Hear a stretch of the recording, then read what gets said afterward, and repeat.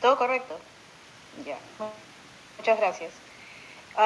Quisiera dar las gracias a los organizadores del Congreso por la invitación. Uno de los mayores problemas que existe en el manejo de pacientes con hipertensión es cuando ellos también se presentan con problemas de hipotensión ortostática o cuando tienen síntomas, por ejemplo, síncope. Esto es algo que el American Heart Association ha identificado como un área que se necesita bastante investigación y en estos momentos estamos escribiendo una guía de manejo con Stephen Jurasek en Harvard para poder dar unas pautas nuevamente para el manejo de estos pacientes. Y es en base a este position statement que estamos escribiendo que he hecho esta presentación. Entonces esos son mis conflictos de intereses. Voy a hablar en esta charla de dos medicinas que no están aprobadas para el uso de hipotensión ortostática, que es piridoximina y fluorocortisona. Y quisiera empezar por presentar un caso de un paciente que he visto en nuestra clínica. Y basado en ese caso es como vamos a poder conversar acerca del diagnóstico diferencial, la evaluación de estos pacientes y cómo podemos manejarlos. Este es un paciente de 66 años.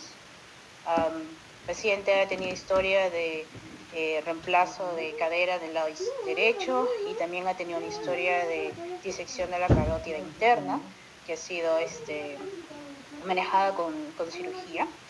2 años antes del tratamiento se presenta a su médico con una presión arterial bien variable, episodios de mareos, episodios de sensación de que se va a desmayar. Usualmente pasa cuando él se mueve de estar la posición acostada, sentada y luego parada. No tiene historia de síncope. Conforme pasa el tiempo, estos síntomas progresan. Y él fue evaluado en una clínica en emergencia por una exacerbación de todos estos síntomas. Y en la clínica le toman la presión, le toman la frecuencia cardíaca y lo diagnostican de una enfermedad llamada POT, o taquicardia postural, y le dicen al paciente que tiene que seguir una dieta alta en sal y usar medias compresoras. A poco tiempo después de esto, el paciente va a la emergencia y esta vez es admitido por una hipertensión severa, una presión arterial de 250/100. Lo manejan en la emergencia y le dicen que tiene que reducir la dieta alta en sodio y le recomiendan seguir usando sus medias compresoras.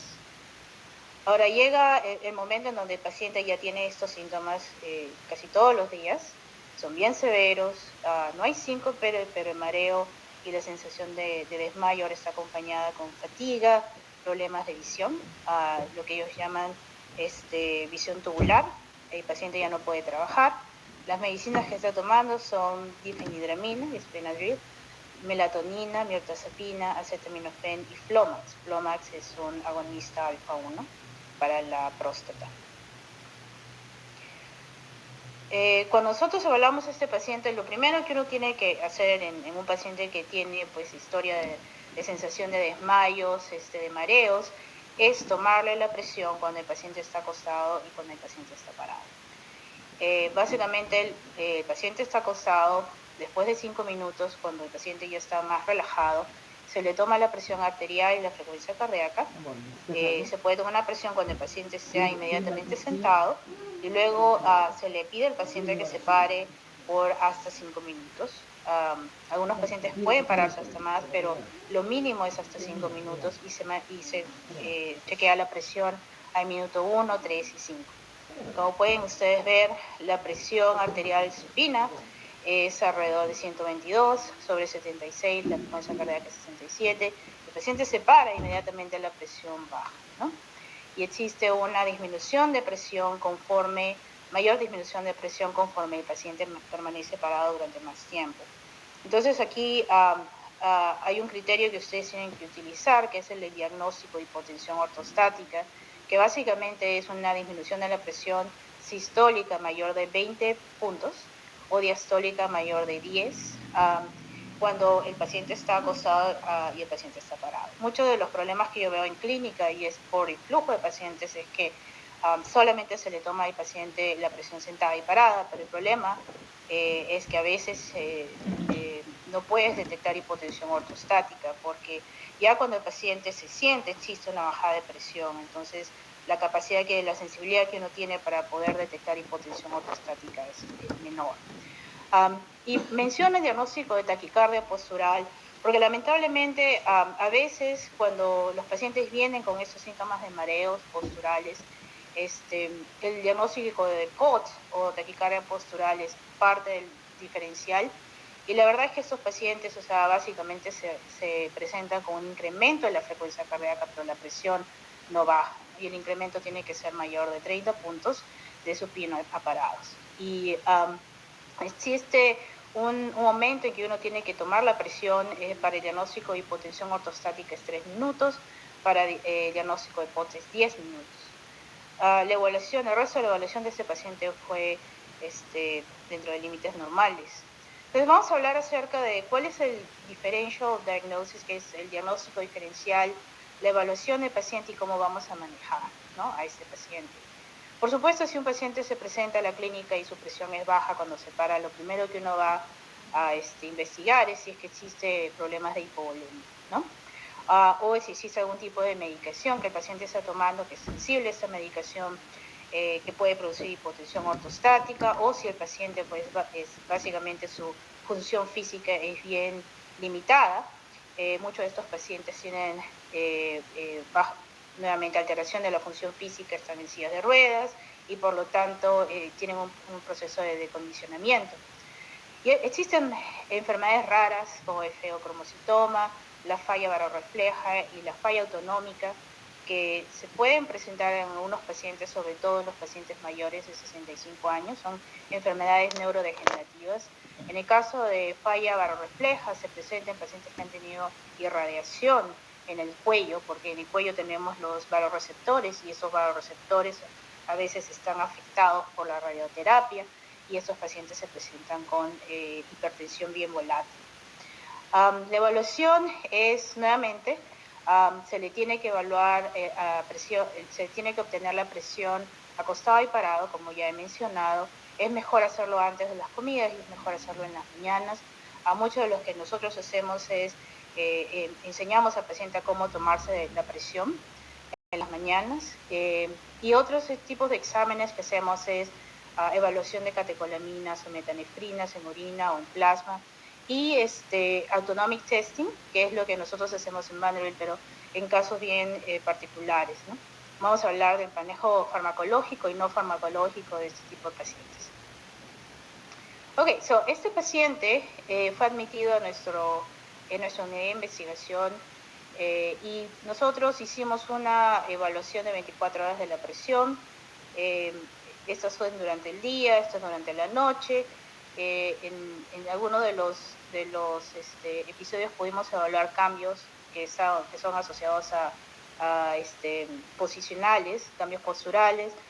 La presión sistólica es aquí la que está en anaranjado y la gris es la diastólica. Y ustedes durante el día la presión puede estar en 160 o puede bajar a 100, en algunos casos baja menos de 80 y es variable. Una de las cosas que es importante es saber cuál es la posición de este paciente cuando nosotros medimos este tipo de presión. Y nosotros cuando evaluamos la presión, por ejemplo, en estos picos de presión, el paciente está o sentado o acostado. Y cuando vemos estas bajas dramáticas de la presión es cuando el paciente está parado o cuando el paciente está en el estado postprandial.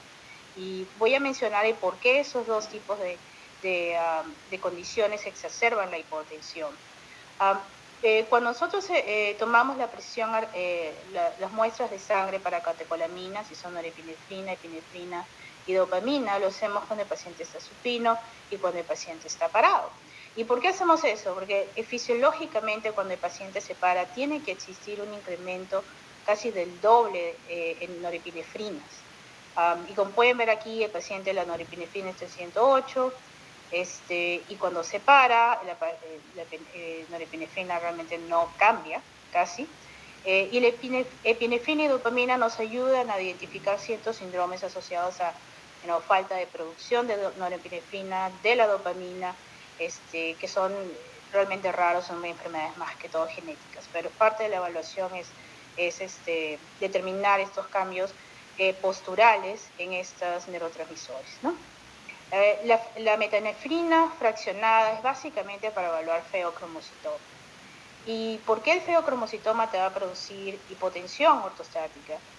Una de las cosas que pasa con el feocromocitoma es que la presión incrementa cuando existe la liberación de epinefrina, básicamente, y luego, como existe un incremento de la presión arterial, existe un fenómeno que se llama pressure natriuresis.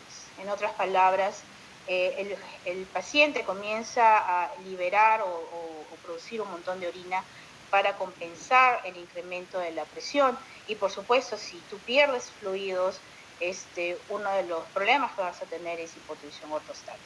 Entonces, por eso es que nosotros hacemos siempre una evaluación de metanefrinas plasmáticas para descartar feocromocitoma. Ahora, cuando un paciente se para, normalmente existe un cambio de fluidos de la zona torácica a la zona abdominal, y eso es determinado o sensado por unos vasoreceptores en las arterias carótidas y en la aorta. Entonces, cuando existe una disminución de la presión, existe un incremento de actividad simpática que es manejada por los centros autonómicos a nivel del cerebro.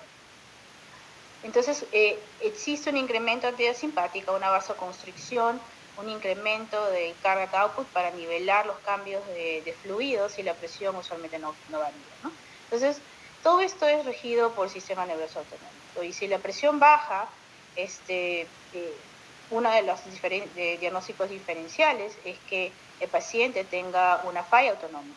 Entonces, una forma práctica que no necesita test especializados es evaluar un índice que se llama el cambio de la frecuencia cardíaca sobre el cambio de la presión arterial. Y vamos a ver en este paciente cómo funciona. Si ustedes tienen el paciente supino, la presión arterial es 122/76 y la frecuencia cardíaca es 67, acá en rojo, y el paciente se para y la presión baja, y también tienes cambios de la frecuencia cardíaca. Nuevamente, una de las cosas que pueden hacer es medir el cambio de la frecuencia cardíaca, en este caso es 6, dividido por el cambio de la presión arterial a 1 minuto solamente sistólico. En este caso el radio es 0.15. Pues nosotros lo que hicimos hace un par de años es evaluar todos los pacientes que tenemos con fallas autonómicas y pacientes que no tienen fallas autonómicas, pero que se presentan con hipotensión ortostática. Y nosotros establecimos este índice, ¿no? Está publicado aquí en el 2018. Hicimos un estudio basado en un consorcio. Y lo hicimos básicamente para darle al clínico una herramienta de decir, bueno, ese paciente tiene falla autonómica o no, o ese paciente de repente la hipotensión ortostática es debida a fluidos, es debida a otros factores. Si el índice es menor de 0.5, entonces nosotros decimos, esta hipotensión ortostática es neurogénica, es por falla autonómica, ¿no? ¿Y por qué es esto? O normalmente, si la presión baja, la frecuencia cardíaca tiene que aumentar. Eso es algo que sucede fisiológicamente. Y si la frecuencia cardíaca no aumenta, pues es un indicador de que existe una falla autonómica, porque no existe la posibilidad de activar estos centros autonómicos que al final resultan en una activación de la actividad simpática, ¿no? Entonces, debido a eso es que nosotros desarrollamos este índice. Una de las cosas que nos pasaba era que los pacientes están con hipotensión ortostática y los mandan a Vanderbilt para que nosotros los evaluemos. Entonces existe una lista de espera bien grande de estos pacientes. Entonces, en respuesta a eso, tratamos de darles más información a los clínicos para que ellos puedan manejar sus propios pacientes. Entonces, esto evita que el paciente sea referido para evaluación más mucho más especializada. Ahora, cuando nosotros hablamos de ya el tratamiento de estos pacientes, ¿no? ¿Qué es lo primero que ustedes tienen que descartar? Tienen que corregir los factores que exacerban hipotensión ortostática. Anemia es la primera y disminución de volumen, ¿no? Aparte de eso, existen medicinas que nosotros hemos estudiado por mucho tiempo que están asociadas a la hipotensión ortostática. Una de esas es, por ejemplo, Sanaflex, tizanidina, antidepresivos tricíclicos, los bloqueadores de alfa-1, por ejemplo, terazosin, tansulosine, y algunas de las medicinas que se usa para insomnio, que es trazodona, ¿no? Y trazodón es una de las medicinas que también tiene un componente alfa-1 de bloqueador, ¿no? Y la otra cosa que es importante es optimizar el tratamiento hipertensivo de estos pacientes. Y parte de eso es saber cuáles son las medicinas que te producen hipotensión ortostática. Y dentro de esas medicinas, dentro de estas medicinas están, por ejemplo, los bloqueadores alfa, prazosin, los bloqueadores beta y algunos simpatolíticos. ¿Qué tipo? Guanfacina, clonidina, ¿no? Ese tipo de medicinas. ¿Cuáles son el tratamiento no farmacológico para el paciente de hipotensión ortostática, ¿no? Entonces, una de las cosas que nosotros hacemos en estos pacientes es tratar de enseñarles lo más que podemos acerca de cómo prevenir esos episodios de mareos y desmayos cuando ellos se paran. Cuando esos pacientes se presentan a nuestra clínica, nuestras enfermeras le dicen, bueno, tienen que tomar 16 onzas, es 450 mililitros de agua, solamente agua, lo más rápido que se pueda. Y les voy a dar unos estudios que van a haber publicado hace unos tiempos, explicando el por qué nosotros recomendamos esto, ¿no? Lo otro es compresión, pero nosotros jamás recomendamos el uso de medias compresoras, es más que todo compresión abdominal. Le enseñamos al paciente a comer comidas muy pequeñas, con menos carbohidratos durante el día. Jamás le decimos al paciente que incremente el consumo de sal. Pero tampoco disminuimos el consumo de sales. Una dieta que ellos usan normalmente menos de 2.300 miligramos de sal al día. Hacemos que los pacientes permanezcan activos. Le decimos a los pacientes que eviten, por ejemplo, cambios de temperatura altas, por ejemplo, duchas que sean muy calientes o baños de tina muy calientes o estar fuera en el sol en la mitad del día, y les decimos que duerman con la cabecera elevada, ¿no? Ahora, vamos a hablar del efecto de agua. Entonces ustedes dirán, bueno, o sea, esto es por qué le estamos diciendo a los pacientes de que tienen que tomar agua rápido, y es por una serie de estudios que publicamos hace unos 10 años, ¿no? Entonces tenemos aquí nuestra botella de agua y tenemos la presión y el tiempo que nosotros seguimos a estos pacientes después de que ellos han tomado 450 mililitros de agua. Y como ven aquí, algunos pacientes con hipotensión ortostática son bien susceptibles al efecto de agua y la presión arterial aumenta casi 40 milímetros de mercurio durante los primeros 30 minutos.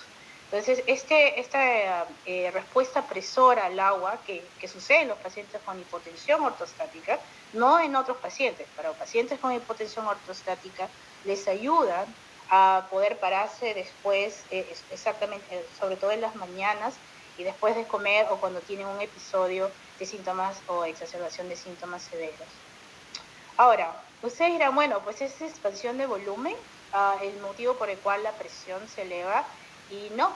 Nosotros, por ejemplo, en este estudio tomamos 5 pacientes con hipotensión ortostática, los estudiamos después de haber tomado agua y le infundimos, o sea, cloruro de sodio, la misma cantidad y en el mismo tiempo, ¿no? Entonces, como pueden ver aquí, cuando toman el agua existe un incremento de presión, y que no sucede cuando ellos reciben el agua a nivel o reciben fluidos a nivel endovenoso, ¿no? Entonces, eso hizo que nosotros hiciéramos una serie de estudios para determinar el por qué estos pacientes, o sea, incrementan la presión, y desarrollamos un concepto que se llama el efecto gastropresor. y es cuando existe un incremento de presión a nivel del estómago, eso hace que exista una actividad simpática refleja. Y solamente se puede observar en estos pacientes que tienen una predisposición a tener una disminución de los reflejos autonómicos que produce la hipotensión ortostática. La otra cosa que es importante que nosotros hemos hecho es tratar de determinar cuál sería el área en donde se debe producir la compresión abdominal.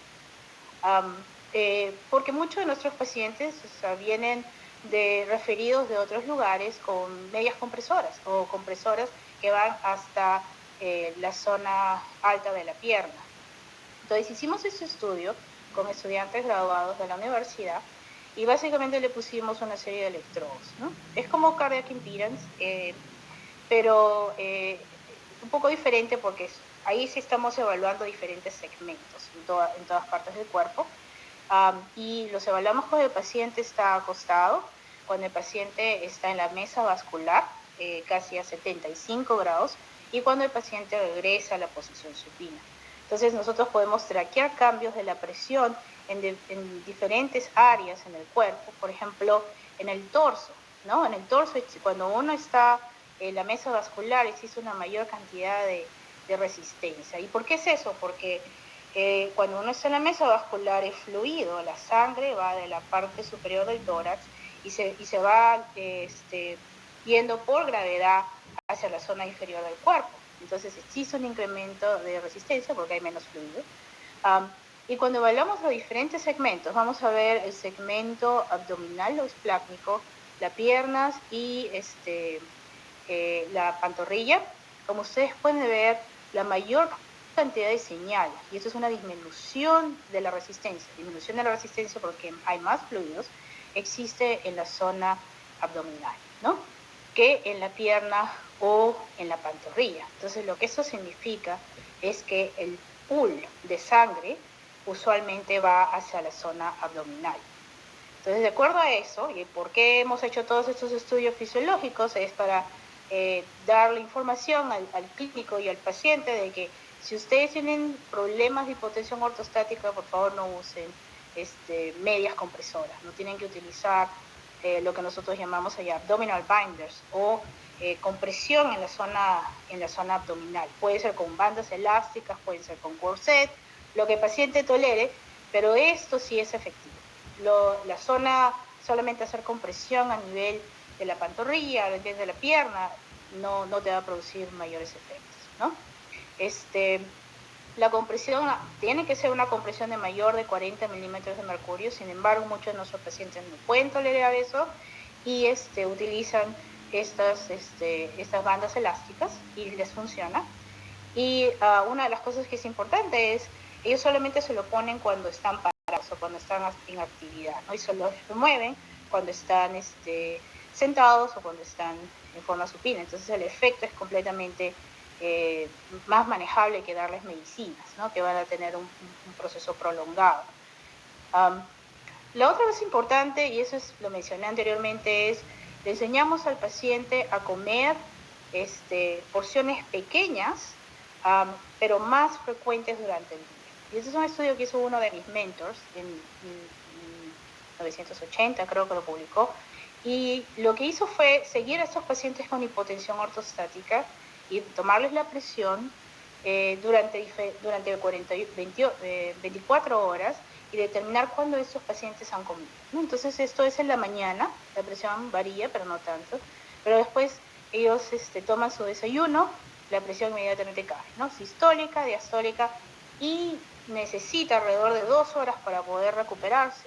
Después toman su almuerzo y baja la presión arterial, y toman nuevamente 2 horas en recuperarse, y lo mismo sucede en la cena. Entonces, aparte de tener hipotensión ortostática, existe un componente que se llama hipotensión postprandial en estos pacientes, ¿no? Y cuando nosotros evaluamos por cada milímetro de mercurio después de comer en personas normales, ¿cuánto baja la presión en estos pacientes con hipotensión ortostática? Es alrededor de 40 milímetros de mercurio. En ese paciente que es saludable, este grupo de pacientes saludables, le damos, le damos la comida, la presión aumenta, no baja, y la frecuencia cardíaca aumenta, pero miren lo que pasa en un paciente con hipotensión ortostática. La presión arterial baja en forma significativa, existe todavía un incremento de la frecuencia cardíaca, pero no puede compensar, ¿no? Y es una disminución de 40 milímetros de mercurio. O sea, imagínense que ya estando parados la presión baja, imagínense después de comer, cuando el basal está más bajo, si ustedes se paran, o el paciente se para, inmediatamente va a producir un problema de síncope. Ahora, la pregunta fue en ese estudio publicado por Christopher Mathias, ¿cuáles son los sustratos que producen la mayor disminución de la presión después de comer? Y ellos identificaron que es los carbohidratos, la glucosa más que la grasa, más que la proteína. Entonces, una forma de traducir este conocimiento a la práctica clínica es, bueno, el paciente te va a decir, ¿qué puedo comer para que no me baje la presión? Ustedes tienen que decirles, bueno, o sea, proteínas que sean saludables y grasas saludables son los que producen menor disminución de la presión arterial. Y también el tamaño de la comida afecta bastante cómo estos pacientes van a tener disminuciones de la presión arterial. El por qué existe una disminución de la presión arterial después de comer se puede explicar a través de los cambios fisiológicos que existen después de comer. Por ejemplo, este es un trazo de la arteria mesentérica superior, es una de las arterias más grandes que existe en la zona gastrointestinal, y lo que ustedes pueden medir es el flujo, ¿no?, de esta arteria, y pueden medir el diámetro. Y cuando ustedes, o en ese estudio, cuando ese sujeto tomó 75 gramos de glucosa, la glucola, existe un incremento del flujo, el flujo cambia, una resistencia baja, y el tamaño de la arteria se incrementa. Y parte de eso es porque existe una liberación de una serie de hormonas, en este caso, por ejemplo, glucagón, PYY, pancreatic polypeptide, todas esas hormonas se van liberando, y se van liberando en una manera en donde va aumentando a los 30 minutos y luego va disminuyendo en los 120 minutos después de comer. Eso es bien dinámico. Y muchas de estas hormonas tienen efectos vasodilatadores. Entonces, por eso es que las comidas, a veces en estos pacientes, incrementan el riesgo para tener hipotensión postprandial. Entonces, este es un estudio que yo hice hace un buen tiempo, y tratamos de ver cómo podríamos nosotros desarrollar un agente terapéutico para los pacientes que tienen hipotensión postprandial. Entonces, existe una medicina que se llama acarbose. Y acarbose o acarbosa, bloquea esta enzima que se llama alfa-glucosidase. Y el alfa-glucosidase es una enzima muy importante para poder cortar los carbohidratos complejos a glucosa, ¿no?, que puede ser absorbida por el tracto gastrointestinal y llegar a la sangre. ¿Y por qué es importante este concepto? Porque si ustedes absorben mucha glucosa, entonces hacen que estas hormonas gastrointestinales